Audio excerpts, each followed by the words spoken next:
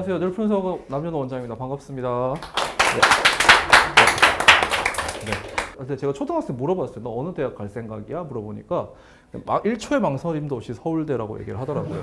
하지만 여러분도 아직 이 학교들을 생각하고 있는 친구가 많죠. 아마 여기 학교 정도 생각하고 있을 겁니다. 자, 오늘 할 얘기는 객관적인 위치 얘기인데 우리나라에 여러분 또래 학생이 다니는 고등학교 개수가 2373개입니다. 전교 1등이 2373명이 있다는 얘기죠. 그 전교 1등이 서울대 경쟁률 0.69대 1이고요. 계산을 하면 고등학교에서 한 명 1.5명씩 학교당 1.5명씩 서울대를 간다는 얘기입니다. 근데 사실은 매년 1.5명씩 꼬박꼬박 가는 거는 아니죠. 이게 왜 공평하게 1.5명씩 안 가냐라는 거는 이렇게 치사한 학교들이 있기 때문입니다. 하지만 서울대는 실제 일반고가 절반 가까이 됩니다. 절반 넘을 때도 많습니다. 그럼 대체 일반고 많이 가는데 왜 굳이 일반고 유리한 거 아니야 생각하지만 인원을 따져보면 32만 7,400명 중에 이만큼이 가는 거고요. 다른 학교는 이런 식으로 해서 간다는 거죠.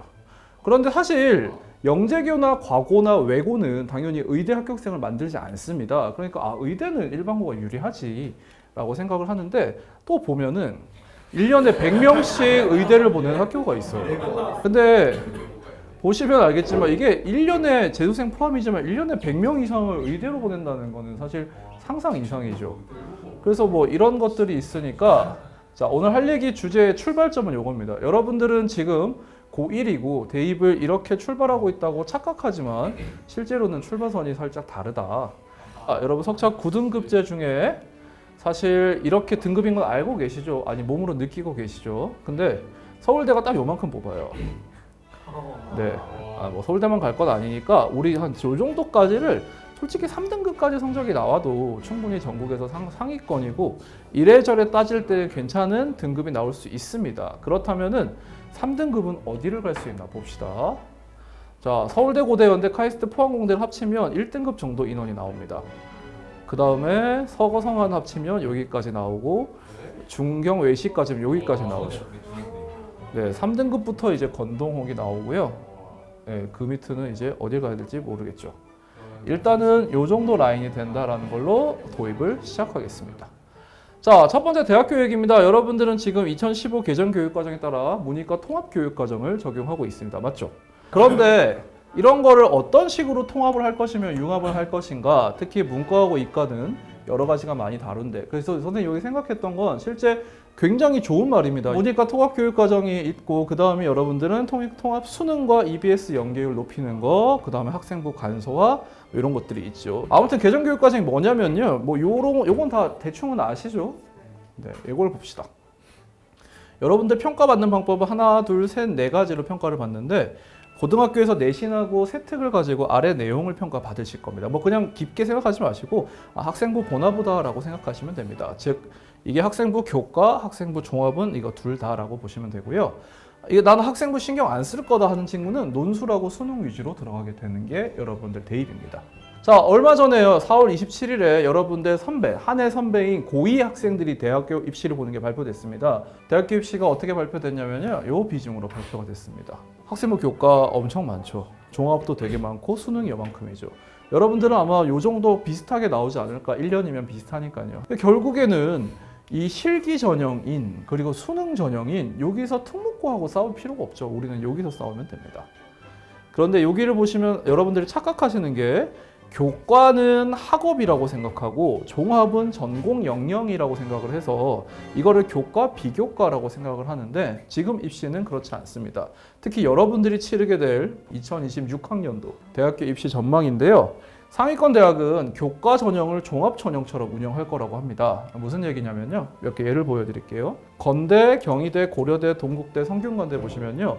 교과인데도 불구하고 서류를 보겠다고 하고 있습니다.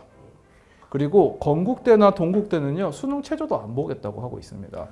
얘네는 교과지만 서류를 보겠다고 합니다.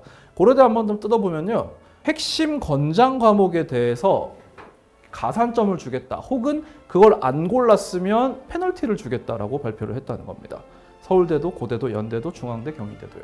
그러면은 권장 과목이 뭐냐? 아직 이 학교들이 발표를 안 했습니다. 서울대만 발표를 했어요. 보여드릴게요. 기계공학 같은 친구가 만약에 나 기계공학이지만 생명과학을 좋아해, 나 지구과학을 좋아해 들어봤자 핵심 건장과학에 포함이 안 된다는 겁니다. 만약에 학교에서 물투를 이수를 안 했다면 페널티를 주겠다는 얘기입니다. 가급적이면 자기 학과에 맞춰가지고 핵심 건장 과목까지는 꼭 학교에서 이수하시는 걸 추천드리겠습니다.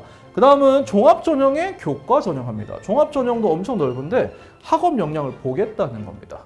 자, 보시면은요, 이게 고려대인데 고려대는 대놓고 학업 우수형 종합을 하고 있습니다. 내신 보겠다. 내신 비중이 꽤 많죠, 전체 중에. 이거 보겠다라고 얘기를 했습니다. 근데 연대는요, 활동 우수형이라고 발표를 했는데 여전히 학업을 이만큼 본다는 거죠. 여기에 교과 성취도도 보고요. 그러니까 종합이라고 해서 내신을 없이 비교과만 우수한 친구가 가는 건 절대 아니다라는 얘기를 드리겠습니다. 아무튼 요걸 합쳐서 우리가 학생부 중심 전형이라 하고요. 특히 여기 위례 지역이나 서울 지역이나 학생들이 모두 그냥 학생부 종합 좋지, 그래 준비해야지, 잘 가자, 좋은 데 가보자 하다가 결국 고3 때 정시로 갑니다. 학교에서 도와주는 곳이 그냥 많지 않기 때문인데, 그래서 요것도 우리가 보고 가야 되겠죠. 수능 N수생, 재수생의 강세는 계속 지속이 되고 있다. 정시만 노리면 안 된다 말씀드리겠습니다. 여기 보시면은 재학생 수능 보는 비율은 점점 줄어드는데 졸업생은 계속 올라가고 있죠. 재수생이 계속 수능을 봅니다. 왜냐면 이제 얘네가 학생부로 여러분하고 경쟁을 할 수가 없는 거예요. 우리 어른들이 가지고 있는 이미지는, 선생님들이 가지고 있는 재학생의 이미지는 이렇습니다. 너무 열심히 하죠. 그리고 졸업생의 이미지는 이렇습니다. 네, 사실 같은 상대가 아니에요. 여러분들하고 똑같은 상태에서 할 수가 없죠. 보통 공부를 잘했던 애들이 졸업생에 대해서 재수를 하니까요. 실제로 작년에 진학닷컴에서 수능 성적을 애들 딱 나왔는데 국어 1등급의 졸업생이 57%입니다. 국어 2등급의 졸업생이라고요. 이렇게 경쟁력이 나왔고요. 영어 같은 경우는 그나마 2등급에서 재학생이 반반 정도까지 나왔고요. 수학은 더 심하죠. 네, 졸업생이 이만큼씩 비중을 차지하고 있기 때문에 경쟁력은 졸업생이 더 세다. 그러니까 정시에서 굳이 싸우지 마라. 물론 정시로 갈 겁니다. 여기 이렇게 얘기 듣고 나는 오늘부터 학생부를 준비하겠어 한 친구들의 80%가 정시로 대학 갈 겁니다. 준비가 어려워서요. 자, 그래도 알고는 있으시다. 자, 그리고 아까 말씀드렸는데 문이과 통합도 있다고 했죠. 그래서 문과, 이과 선택도 여러분들한테는 정시에서 중요한 내용이 됩니다. 이과가 이제 계속 늘어나고 있죠. 유리하다는 걸 아니까. 자, 실제로 애들이 보면은 문과다 이과 이렇게 선택하는 교과 선택은 똑같지만 1등급 중에 비율은 미적분이 압도적이죠. 아까 얘기했던 통합이 되면서 똑같은 시험으로 수능을 보고 있기 때문에 아무리 미적분이 어렵게 나와서 애들이 미적분을 못 푼다 하더라도 수 1, 2에서 이과 애들이 압도적인 성적을 받아버리기 때문에 1등급 비율이 높은 거죠. 수학을 잘해야 되는 세대가 됐다라는 겁니다. 이렇게 이거 중요하다 말씀드렸는데, 그래서 알겠는데 공부는 하라는 얘기잖아. 이해했죠? 근데 이런 거는 어떻게 준비하라는 거냐? 요거 얘기를 좀 드리겠습니다. 지금은요, 대학교에서 이렇게 그릇이 큰 애까지 보겠다라고 얘기를 하고 있습니다. 그러니까 진로 활동을 보겠다는 얘기죠. 요 얘기를 두 번째 파트에서 보여드리겠습니다. 자, 아까 나왔던 요거죠. 이게 저희 그 연구소에서 정리해 주신 내용이에요. 연구소에서. 근데 지금 여러분 눈에 안 들어오죠. 그러니까 그냥 편하게 진로 챙기자 정도로 이해하시면 됩니다. 근데 진로를 뭘로 챙길 거냐? 학교 생활 기록부로 여러분들이 진로를 보여주셔야 됩니다. 자, 여기 보시면 그 입시연구소에서 요 두 가지 중심으로 얘기를 꼭 드리고 있습니다. 진로 목표가 성공적인 고등학생의 시작이다. 자, 여러분께 꼭 드리고 싶은 얘기는 고1 여유가 있을 때, 고2, 3부터 여유가 없어요. 여유가 있을 때 나는 어떤 사람이 될 것인가 고민을 좀 하셨으면 좋겠고, 여러분이 찾아봐야 그 직업을 고를 수가 있습니다. 두 번째는 실력을 뛰어넘는 입시는 없다라는 얘기인데, 여기서 실력이라고 하면 여러분 아까도 얘기했지만 수학도 포함이 될 텐데요. 여러분 수능 이렇게 보는 거 아시죠? 수, 원, 투 공통에 하나 고르는 거. 자, 확통은 인문계열 학생들이 많이 고릅니다. 학습 부담이 좀 덜해서. 미적은 제일 많이 이과 애들이 고릅니다. 기하는 어떤 애가 고르냐? 독특한 친구들이 고릅니다. 이런 식으로 보통 진행하는 편이고, 아무래도 이제 수학 잘하는 친구가 유리한 형태다.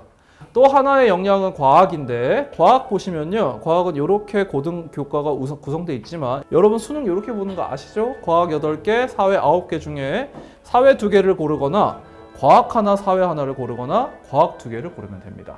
그런데 대부분의 좋은 대학교 자연계는 이렇게 과탐 2개를 고르게 의무하고 있고요. 특히나 제가 표시한 학교들은 수학이랑 똑같거나 수학 다음으로 비중이 높은 학교들입니다. 그리고 여러분 서울대나 한양대 같은 경우에는 투 과목에 따른 가산점을 줍니다. 그렇지만 의학 계열이나 아까 봤던 그런 데서는 강제하는 것도 있기 때문에 잘 학교과 내용 꼭 참고하시기 바라고요. 자, 학교생활기록부에서 두 번째 거 한 번 더 말씀드릴게요. 자, 고등학교는 그 대입제도 공정성 강화 방안이 발표되면서 중학교 때는 세특을 안 써줬어요. 선생님 쓰고 싶은 애들한테 써줬다면 고등학교도 모두 다 써주죠. 그러니까 중학교 때는 써주면 가산점이었으면 고등학교에서는 대충 써주면 페널티가 되는 겁니다. 그래서 열심히 수행평가에 임하셔야 되는 거고요. 비교과 이런 게 폐지된 게 좀 많으니까 좀 잘 확인해 보세요. 자, 좀 보여드리면 이렇습니다. 뭐 딴 것보다는 이제 뭐 자율 동아리도 이제 반영을 안 시켜준다. 그 다음에 개인 봉사활동도 반영 안 한다. 그 다음에 수상경력 독서 아예 반영 안 한다. 이런 내용들이 있죠. 대체 뭘로 뽑겠다는 거야? 라는 생각이 들죠. 여기 있는 교과 활동을 본다는 내용입니다. 특히 세특을 많이 본다는 얘기예요. 참고로 여기 담당 선생님들은 이렇습니다. 여러분들이 자료를 갖다 드려야 할 선생님들이라는 거죠. 여기서 하고 싶은 얘기는 선생님이 아무리 잘 써준다고 해도 잘 써지는 게 아니라 여러분들이 제대로 움직여야 만들 수 있다는 얘기입니다. 어떻게 움직이냐면 이렇게 움직이시면 됩니다.